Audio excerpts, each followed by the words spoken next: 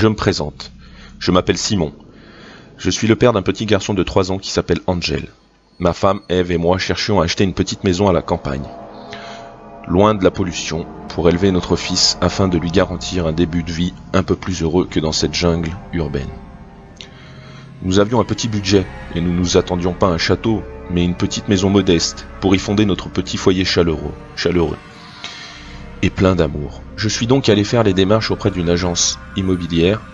La dame qui s'occupa de me recevoir me fit clairement comprendre qu'il serait quasiment impossible de trouver quoi que ce soit avec un si petit budget. Je suis donc rentré chez moi, désespéré. Mais j'ai gardé le sourire devant ma femme. J'avais décidé de ne rien lui dire. 6 mois étaient passés depuis le rendez-vous. Je m'étais fait à l'idée de ne pas pouvoir accéder à mon rêve de maison campagnarde. Il était 19 h. Je rentrais du boulot quand dans la poche de mon jean, je ressentis les vibrations de mon téléphone. Numéro inconnu affichait-il. Je laissa sonner et écouta le message. C'était la dame de l'agence qui disait qu'elle avait une très belle offre qui correspondait à mes attentes et qu'il fallait que je la rappelle demain au plus vite. Comme à mon habitude, je ne dis rien à ma femme ce soir-là, je ne voulais pas lui donner de faux espoirs. J'ai eu du mal à dormir. Et à 8 h du matin, j'étais déjà devant l'agence. Je ne voulais pas louper cette offre. Je suis rentré à l'intérieur et la dame m'a dit, d'un air heureux, « Ça tombe bien que vous soyez là.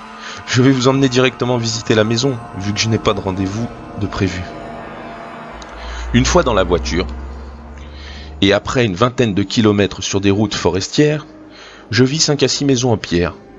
« Nous sommes arrivés, » me dit-elle. Nous nous étions garés près d'une fontaine en pierre magnifique. Et je me demandais comment j'avais pu ignorer l'existence d'un si bel endroit. La maison était comme je l'attendais, une belle petite maison en pierre avec un petit morceau de terrain, idéal pour le petit. Mais visiblement, les 5 maisons voisines semblaient abandonnées, volets fermés, aucune voiture dans les cours. Il m'a pourtant semblé, à plusieurs reprises, entendre des voix, des rires d'enfants, et quand j'ai demandé à la dame de l'agence, elle m'a dit « Je ne sais pas s'il y a des voisins ». De retour à mon logement actuel, j'annonçais la bonne nouvelle à ma petite famille. Ce soir-là, nous étions déjà en train de préparer le déménagement, tellement pressés de partir d'ici. Si seulement nous avions su. Après 1 mois et les démarches administratives passées, nous emménagions enfin dans notre nouveau logement. Au bout de quelques jours, toujours aucune trace d'un habitant. Pourtant, les volets et portails étaient ouverts ou fermés selon les jours. Une nuit, je me réveilla brusquement. Des voix provenaient de la terrasse. J'ouvris la porte d'entrée et vis un homme. Il était droit devant moi et me dévisageait. Je lui demanda ce qu'il faisait là, et il me dit, avec un sourire plus qu'amical, « Nous vous acceptons parmi nous. » Et au moment où il me dit « Bienvenue », je ressentis une présence derrière moi. J'ai eu juste le temps de voir un visage et je suis tombé dans l'inconscient. À mon réveil, j'étais allongé dans mon lit. Je me disais que je venais de faire un mauvais rêve. Il faisait encore nuit et pourtant ma femme n'était pas à mes côtés. Je suis passé dans la chambre de mon fils et il dormait à poing fermé. Je descendis dans le salon. Ma femme était là, assise, dans le canapé. Elle tenait quelque chose dans ses mains et pleurait.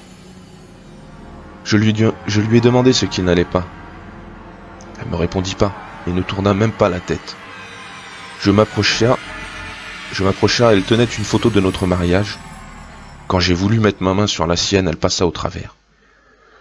Je venais de comprendre, je n'appartenais plus au monde des vivants. L'homme était de nouveau devant moi et me dit « Veux-tu que ta famille te rejoigne ?» Je lui dis non, que je voulais qu'il vive. Et il disparut. Au bout de quelques mois, je me sentais seul. J'étais dans la maison et personne ne me voyait. Chaque jour qui passait, et je luttais de plus en plus contre l'envie qu'il me rejoigne. Cela faisait au moins 2 ans quand je me rendis compte que le temps passait à une incroyable vitesse. Mon fils avait grandi. Il avait maintenant 6 ans. Un soir, l'homme apparut devant moi, et il me dit « Nous ne supportons plus de te voir aussi malheureux. Laisse-moi monter et te faciliter ta nouvelle vie. Tu n'as rien à craindre. Je me mis devant l'escalier et lui dis non, d'un ton peu convaincant. Il s'en rendit compte et se mit à me sourire. N'aie crainte, me dit-il. Je m'écarta, la tête baissée, et je pris une décision définitive.